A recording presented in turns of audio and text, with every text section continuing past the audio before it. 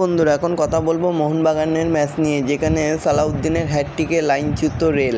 কলকাতা লিগে আবার 5 গোল দিল মোহনবাগান। কলকাতা লিগে ছন্দেই রয়েছে এখন মোহনবাগান। সোমবার নৈহাটি স্টেডিয়ামে পূর্ব রেলকে 5-0 গোলে হারিয়ে দিল তারা। হ্যাটট্রিক করলেন মোহাম্মদ সালাউদ্দিন। টালিগঞ্জের পর আবার কলকাতা লিগে 5 গোল দিল মোহনবাগান।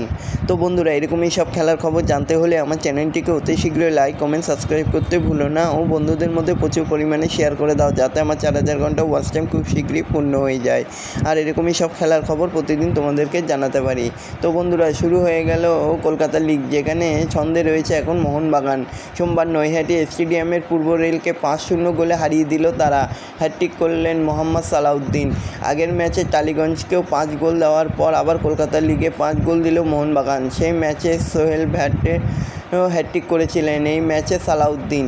তো প্রথমার্ধে 1-0 এগিয়ে ছিল মোহনবাগান। গোল করেন ফারাদ্দিন আলী মোল্লা। ডান দিক থেকে নিচু ক্রস করেছিল টাইসন সিংহ। পূর্ব রেলের ডিফেন্ডারদের কাছে সুযোগ থাকলেও তারা সেই বল ক্লিয়ার করতে পারেনি। সে ফাঁকে গোল করলেন ফারদিন।